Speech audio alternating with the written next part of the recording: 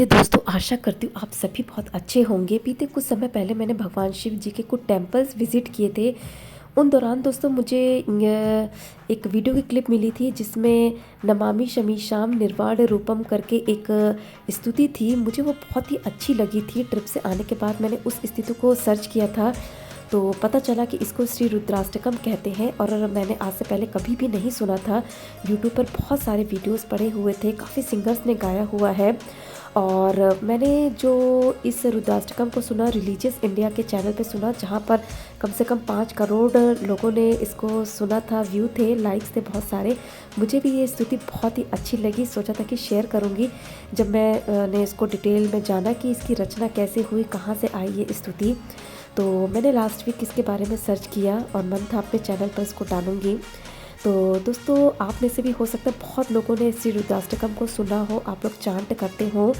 तो आइए इस पर बात करते हैं, भगवान भोलेनाथ जी को प्रणाम करके इस स्तुति के बारे में बात करते हैं। तो इसकी शुरुआत होती है, नमामि शमीशान निर्वाण रूपम विपुम व्यापकम ब्रह्म वेद स्वरूपम निजम निर्गुणम निर्विकल्पम निरीहम चिदाकाश माकाश वशम भजे अहम। तो दोस्तों 32 श्लोक हैं, 32 श्लोक हैं, बाद में 2 श्लोक और आते हैं। तो श्री रुद्राष्टकम दोस्तों तुलसीदास द्वारा भगवान शिव की स्तुति हेतु रचित एवं प्रथम गायित है। ये मैंने वेरीफाइड रिसोर्सेज से फाइंड आउट किया था। इसका उल्लेख श्री रामचरितमानस के उत्तर कांड में आता है। तो तुलसीदास जी कलयुग के कष्टों का वर्णन करते हैं उत्तर कांड में।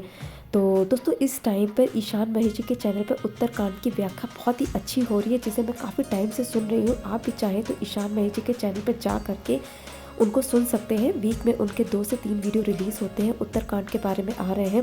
बहुत ही बढ़िया है और बहुत ही डीप में है, बहुत गहराई में दोस्तों उन्होंने बताया है, तो आप वहाँ पे सुन सकते हैं। तो थोड़ा सा दोस्तों रुद्राष्टकम के पीछे की जो उत्पत्ति हुई थी वो मैं आपको बताती हूँ, जहाँ से मैंने फाइंड आउट किया था कि रुद्राष्टकम से प्रसन्न हुए थे महाकाल और काकभुशुंडी जी को दिया था राम भक्ति का वरदान।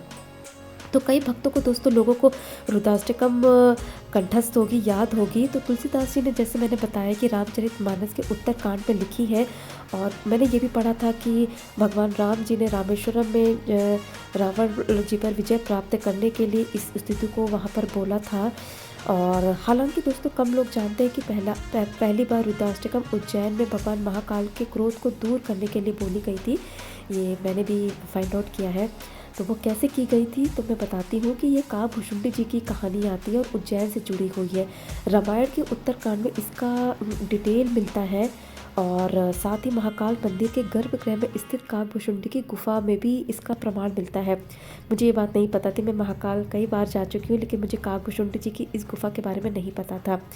तो दोस्तों वहाँ पर रामायण के उत्तरकांड में गरुड़ जी और काकभुशुंडी जी का संवाद चल रहा होता है, जिसमें काकभुशुंडी जी ने स्वयं अपनी कथा गरुड़ जी को सुनाई है। ईशान महेश जी के चैनल पर इस समय वो कथा चल रही, आप सुन सकते हैं। तो वहाँ पर काकभुशुंडी जी गरुड़ जी को बताते हैं कि वे पूर्व के एक कल्प में उज्जैन आए थे, तब वे मानव शरीर में थे। उज्जैन में उन्हें एक गुरु मिले जिन्होंने काकभुशुंडी को भक्ति व ज्ञान के बारे में बताया था। कथा अनुसार एक दिन काकभुशुंडी जी शिव मंदिर में जाप कर रहे थे। उसी दौरान गुरु वहां पहुंचे, मगर काकभुशुंडी जी ने उठकर उन्हें प्रणाम नहीं किया, वे बैठे रहे। इस पर भगवान शिव कोपित हुए और काकभुशुंडी को सर्प बनने का शाप दे दिया। भगवान महाकाल के क्रोध को दूर करने के लिए काकभुशुंडी जी के गुरु ने रुद्राष्टकम का पाठ पहली बार वहां पर तप किया। इस पर महाकाल प्रसन्न हुए और कहा, मेरा शाप व्यर्थ नहीं जाएगा। काकभुशुंडी जी 1000 जन्म पाएंगे, मगर मृत्यु आदि के समय इन्हें कोई दुख नहीं होगा। किसी भी जन्म में इनका ज्ञान नहीं मिटेगा और हृदय में राम भक्ति उत्पन्न होगी। इस प्रकार काकभुशुंडी जी को राम भक्ति का वर प्राप्त हुआ और मान्यता है कि काकभुशुंडी जी अब भी जीवित हैं और नित्य राम कथा कहते हैं। मैं भी कई सारे यूट्यूब के वीडियोस में वेरीफाइड रिसोर्सेज से सुनती रहती हूँ। तो महाकाल मंदिर में के गर्भगृह में काकभुशुंडी जी की गुफा आज भी है और बहुत ही छोटी है। तो दोस्तों आइए बढ़ते हैं कि रुद्राष्टकम के अनुवाद के बारे में जानते हैं, क्योंकि मुझे पसंद है कि मैं कोई भी श्लोक करती हूँ, कुछ भी भक्ति की कोई वंदना करती हूँ तो मुझे इसका अर्थ पता होना चाहिए। तो जैसे मैंने बताया कि जो नमामि शमीशाम निर्वाण रूपम है, इसमें 32 श्लोक आते हैं और बाद में 2 श्लोक एड ऑन है। तो इसके अनुवाद को जानते हैं। यहाँ पे दोस्तों ये पूरा जो रुद्राष्टकम है, ये भगवान शिव जी के गुणों के बारे में बात की गई, उनकी प्रशंसा के बारे में बात की गई है। तो यहाँ पे बताया जाता है, अनुवाद अब मैं बताती हूँ। हे मोक्ष स्वरूप विभु ब्रह्म और वेद स्वरूप ईशान दिशा के ईश्वर व सबके स्वामी श्री शिव जी, मैं आपको नमस्कार करता हूँ। निज स्वरूप में स्थित अर्थात माया आदि से रहित, गुणों से रहित, भेद रहित, इच्छा रहित, चेतन आकाश रूप एवं आकाश को ही वस्त्र रूप में धारण करने वाले दिगंबर में आपको भजता हूँ। निराकार ओंकार के मूल तुरीय, तीनों गुणों से अतीत, वाणी ज्ञान व इंद्रियों से परे, कैलाशपति विकराल महाकाल के भी काल, कृपालु गुणों के धाम, संसार के परे आप परमेश्वर को मैं नमस्कार करता हूँ।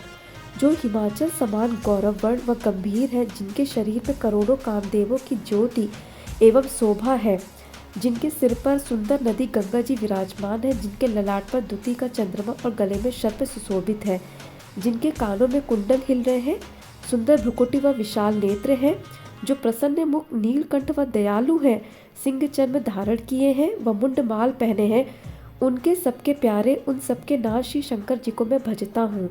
प्रचंड रुद्र रूप, श्रेष्ठ तेजस्वी परमेश्वर, अखंड अजन्मा, करोड़ों सूर्यों के समान प्रकाश वाले, तीनों प्रकार के शूलों दुखों को निर्मूल करने वाले, हाथ में त्रिशूल धारण किए, प्रेम के द्वारा प्राप्त होने वाले भवानी के पति श्री शंकर को मैं भजता हूँ। कलाओं से परे कल्याण स्वरूप, कल्प का अंत प्रलय करने वाले, सज्जनों को सदा आनंद देने वाले, त्रिपुर के शत्रु सच्चिदानंद मन मोह को हरने वाले, प्रसन्न हो। हे पार्वती के पति, जब तक मनुष्य आपके चरण कमलों को नहीं भजते, तब तक उन्हें ना तो इस लोक में न परलोक में सुख शांति मिलती है और ना ही तापों का नाश होता है। अतः हे समस्त जीवों के अंदर हृदय में वास करने वाले प्रभु, प्रसन्न होइए। मैं ना तो जप जानता हूँ, न तप और ना ही पूजा। हे प्रभु, मैं तो सदा सर्वदा आपको ही नमन करता हूँ। हे प्रभु, बुढ़ापा व जन्म मृत्यु के दुखों से जलाए हुए मुझ दुखी के दुखों से रक्षा करें। हे ईश्वर, मैं आपको नमस्कार करता हूँ। तो दोस्तों, भगवान रुद्र का यह अष्टक उन शंकर जी की स्तुति के लिए है। जो मनुष्य इसे प्रेम स्वरूप पढ़ते हैं, श्री शंकर भगवान जी उन पर प्रसन्न होते हैं, इस तरह का बताया गया था।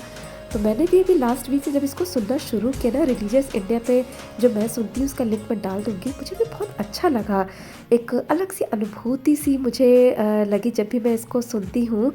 तो इसका लिंक मैं डाल दूँगी, अगर आपने अभी तक का नहीं सुना है, आप इस रुद्राष्टकम पाठ को सुनिएगा दोस्तों। और अगर कोई आपका फीडबैक हो ना, कोई कमेंट हो, कोई आपका पहले का एक्सपीरियंस हो, तो वो आप शेयर करिएगा।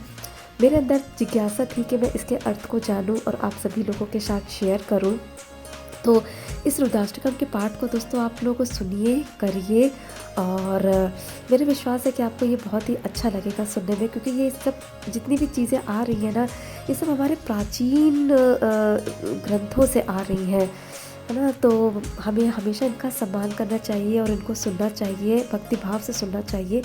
तो आशा करती हूँ दोस्तों आपको इस वीडियो से आज रुद्राष्टकम के बारे में कुछ थोड़ी सी डिटेल मिली होगी। आप सुनेंगे, लिंक मैं डिस्क्रिप्शन में डाल दूँगी। आगे भी दोस्तों मैं इस तरह के पाठों के अनुवादों को अपने चैनल पर ज़रूर डालूँगी। तो इस वीडियो को देखने के लिए बहुत बहुत धन्यवाद। भगवान भोलेनाथ की आप सभी के ऊपर बहुत ही कृपा रहे। हर हर महादेव।